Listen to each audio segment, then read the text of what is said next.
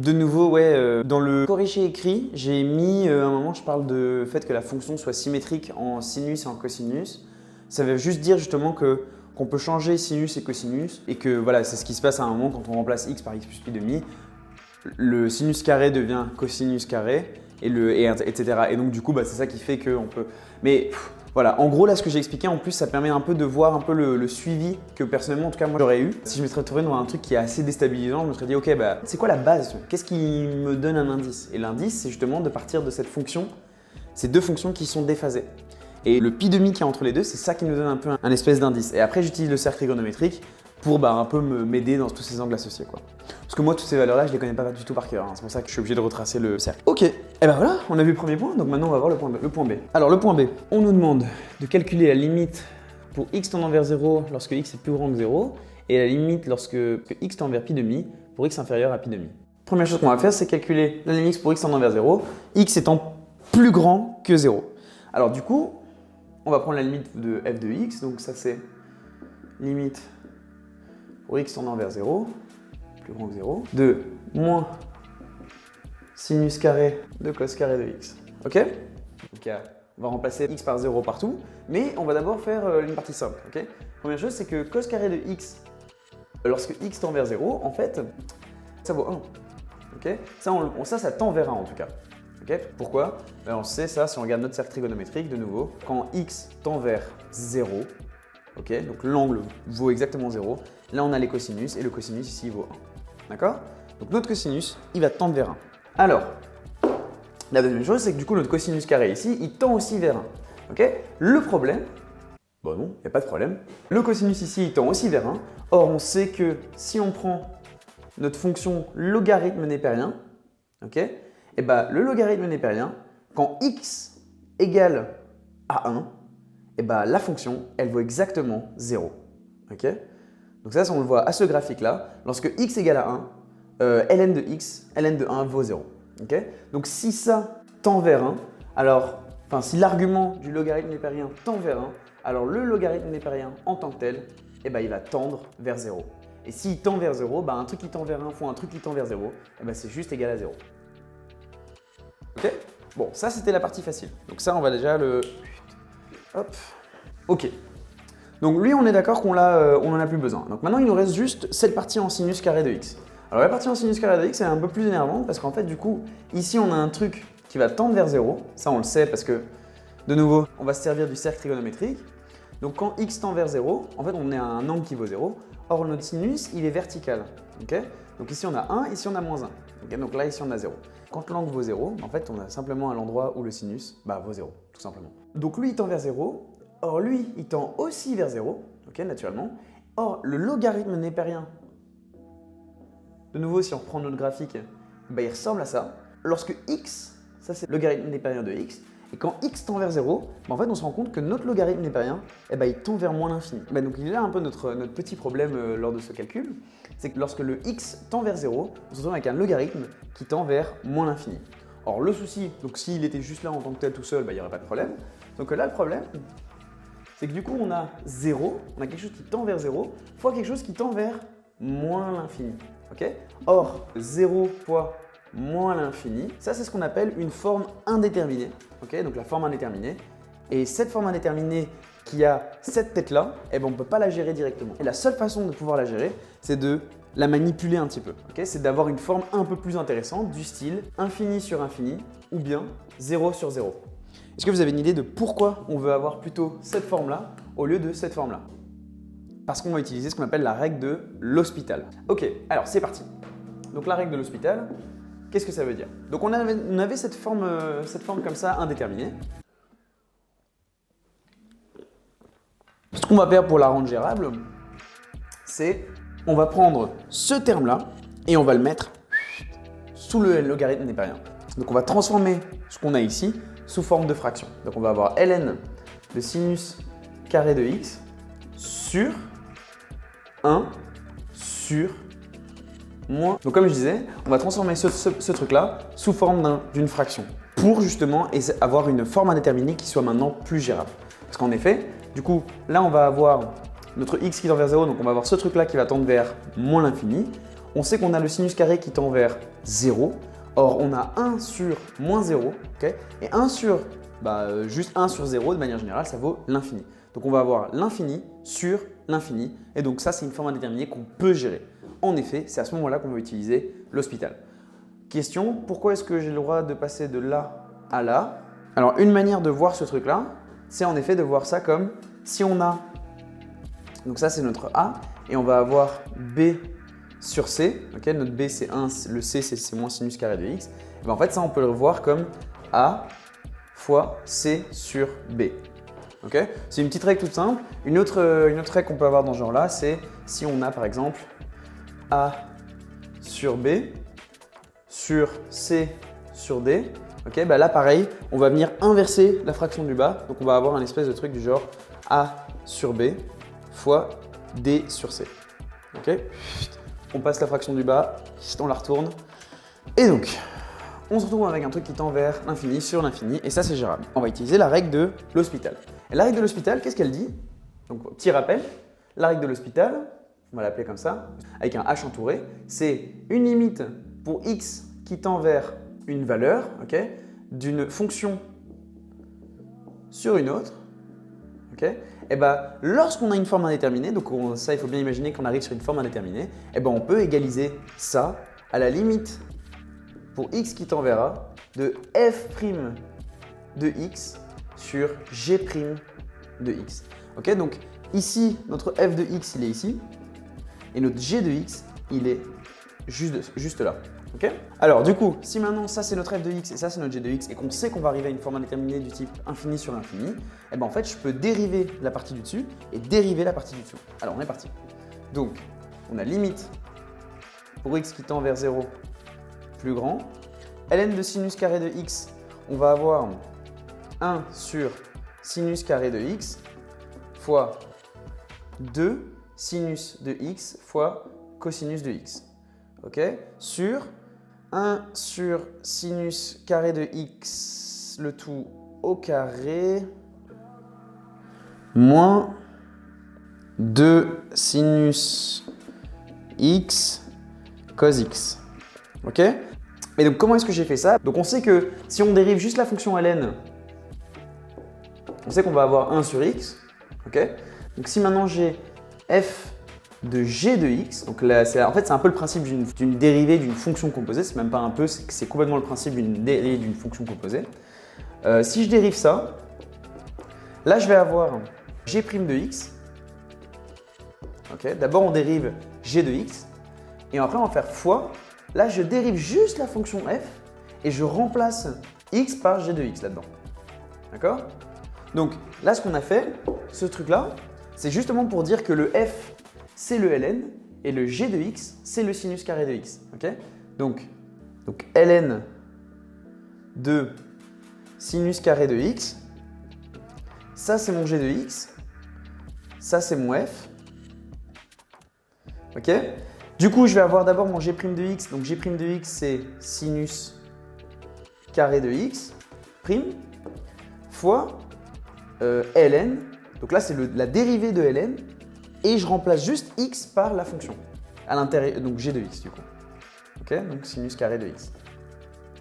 Donc la dérivée de sinus carré de x, ça c'est tout bête. Hein. On va juste passer, d'abord on fait un peu la dérivée comme si on avait x carré. Ok, donc on descend le 2. Ok, donc on va avoir 2 fois sinus de x. Et puis après le truc c'est comme on n'a pas x, on a une fonction. Ok, il faut dériver également la fonction. On a descendu le 2 de sinus de x, le sinus de x on ne touche pas, et après il faut dériver maintenant juste le sinus de x. Et le sinus de x, la dérivée de sinus de x, que c'est cosinus de x. Ok, et maintenant on a le 2 sinus x fois cosinus x, et alors là maintenant on va dériver le ln. Donc la dérivée de ln, on avait dit que c'était 1 sur x, et on remplace, comme j'ai dit, on remplace juste le x par le sinus carré de x. Et donc on va avoir 1 sur, plutôt que d'avoir x juste ici, je vais remplacer par sinus carré de x. Ok, voilà. Ça, c'était pour le ln sinus carré de x. On retrouve bien ce que j'ai écrit juste au-dessus. Et pour celui en dessous, ici, c'est la dérivée de 1 sur sinus carré de x. Donc moi, ce que j'utilise, c'est la formule d'une dérivée d'un quotient. Donc la dérivée d'un quotient, on sait que c'est f fois f sur g'. Ça va être f' fois g moins f g' sur g au carré. Donc ça, je m'en rappelle par cœur parce que c'est la plus générale. Et en fait, ici, f, c'est 1. Donc la dérivée de 1, bah, c'est égal à 0, puisque la dérivée d'une constante, ça vaut toujours 0. Donc on a 0 fois g. 0 fois g, ça veut dire, on se retrouve avec moins f, donc moins 1, fois g' sur g carré. Okay, donc bah, du coup, ici, g, c'est sinus carré de x.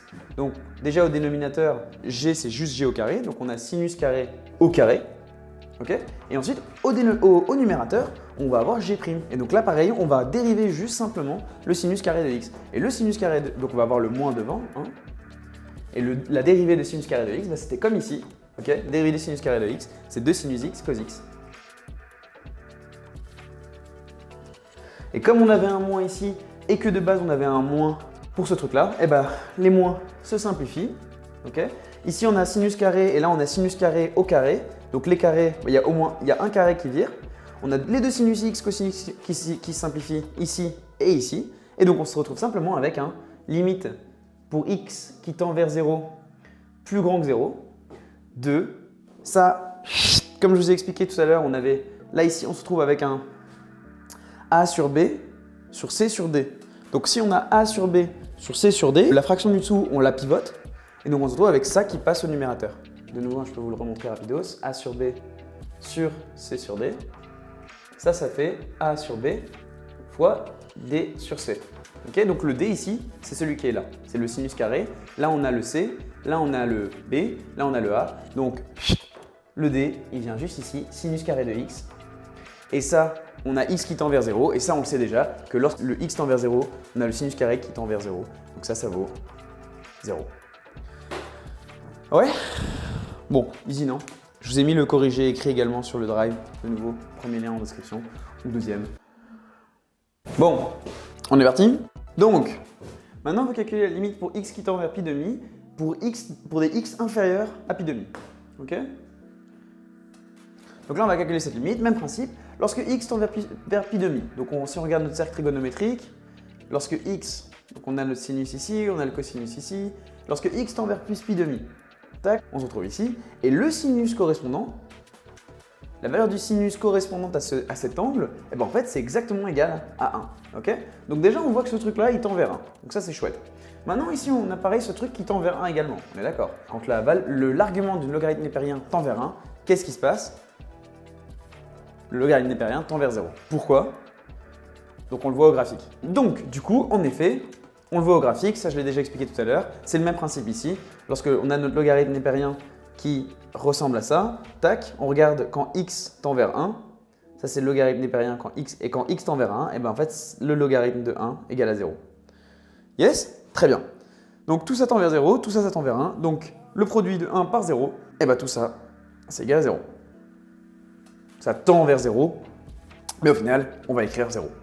Ok? Donc, première chose, on peut déjà se simplifier un peu la vie. La partie en sinus, elle vire. Ok.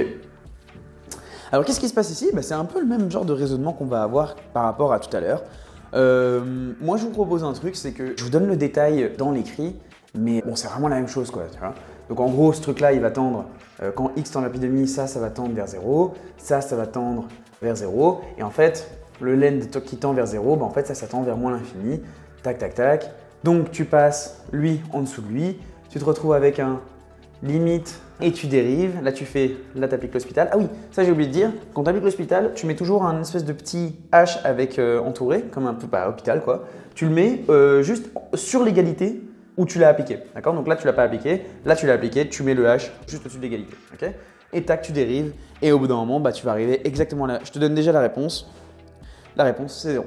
Ok? Je te renvoie vers la fiche. Peut-être le détail que je pourrais dire, c'est que la dérivée de cosinus carré, mais ça c'est vraiment, je pense que vous l'avez aussi, hein, mais bon, juste au cas où, on descend le 2, on réécrit le cosinus, et la dérivée du cosinus, c'est juste moins sinus de x. Quoi. Ok? Bon, et du coup, le résultat, ça va juste être égal à tatata, et donc là on dit que c'est égal à 0. Ok? Super. Ok, donc maintenant on va se faire la question C. Donner la fonction continue g qui prend toute valeur de r et qui les renvoie dans R, telle que g de x égale à f de x en tout point du domaine de f. Alors ça, c'est la partie un peu tricky de cette question C. Donc on nous demande de déterminer une fonction. En fait, pourquoi est-ce qu'on nous demande ça? Okay, nous, on sait un truc, c'est qu'on connaît le domaine. On avait déterminé que le domaine de f, c'était tous les réels. Alors là, pour déterminer la question C, en fait c'est tout bête, dans le sens où on s'intéresse au domaine de f et on veut que la fonction g soit continue sur tous les points du domaine de f. Or, le domaine de f, il est défini par tous les réels, sauf les multiples de pi demi. D'accord? C'est-à-dire que tous les multiples de pi demi, la fonction elle n'est pas continue. Donc elle n'est pas définie dans tous les multiples de pi demi. C'est-à-dire qu'en 0, en pi demi, en pi, etc., elle n'est jamais définie la fonction. Ok? Bon, et bah, comment est-ce qu'on fait pour faire en sorte de définir une fonction qui est continue partout ici? Bah, en fait, on va définir la fonction g de x qui est continue comme pour f. Donc la fonction g de x, elle est égale à la fonction f de x quand x est différent de k pi demi. Ok? Parce qu'au final, la fonction f de x, elle est toujours continue quand x est différent de k pi demi. Okay, c'est ce que le domaine il nous dit. Donc là, on dit la fonction g de x, elle est comme f de x quand x est différent de k pi demi. Okay? Et quand x égale à k pi demi, il faut qu'elle vaille quelque chose. Qu'est-ce qu'on pourrait lui donner comme valeur ici à g de x? En fait, c'est tout con. Il faut juste reprendre les limites qu'on a calculées juste avant, où on disait que la limite de x qui tend vers 0 pour des x plus grands que 0 de f de x est égale à la limite pour x qui tend vers pi demi plus petit que pi demi de f de x est égal à 0. Ça, c'est x. C'est-à-dire qu'en 0, la fonction, elle tend vers, quand x tend vers 0, la fonction, bah, elle tend vers 0 en fait. Tu vois? Et quand on arrive en pi demi, pareil, lorsqu'on arrive en pi demi par la gauche, parce que c'est ça que ça veut dire ici, c'est que x est plus petit que pi demi, et donc il arrive par la gauche sur pi demi, bah, la fonction aussi, elle tend vers 0. Ouais, elle tend vers 0. Et ce comportement-là, il se reproduit tous les pi demi. Pourquoi? Parce qu'on sait que f de x plus pi demi, eh ben, c'est égal à f de x. Okay? Donc en fait, tous les pi demi, eh ben, on a exactement ce même comportement-là. C'est que la fonction f de x, tous les pi demi, elle va toujours tendre vers 0. Quand x tend vers un multiple de pi demi, eh ben, la fonction f de x va tendre vers 0, mais elle ne sera pas égale à 0. Parce qu'on avait dit que dans le domaine, on n'accepte aucune des valeurs qui sont multiples de pi demi. D'accord? Eh ben, le choix logique pour g de x, c'est que quand comme f de x tend vers 0, eh ben, on va simplement la dire qu'elle vaut 0. Okay? Et là, dans ce cas-ci, eh ben, en fait, elle est exactement continue quand x tend égal à k pi demi. C'est-à-dire que quand la fonction g de x, elle est égale à 0 à chaque fois. Okay? Alors que la fonction f de x tendait vers 0, eh ben, g de x est égal à 0. Okay? Donc ça, c'est notre fonction g de x. C'est un peu le choix logique. Bon, et ben maintenant, moi, je vous laisse et on se retrouve dans une prochaine vidéo. Abonnez-vous, laissez un like, partagez, ça fait toujours plaisir. Encore merci pour tous les abonnements, pour tous les messages de soutien, pour toutes les questions. Posez vos questions dans les commentaires, je réponds à toutes et à tous. Voilà. Yes. J'espère vraiment sincèrement que ça vous a aidé. Dites-moi si jamais vous avez des conseils aussi pour m'améliorer. Voilà, c'est tout nouveau, donc bah voilà, je peux faire des erreurs et il n'y a pas de souci quoi. Voilà, allez, ciao ciao.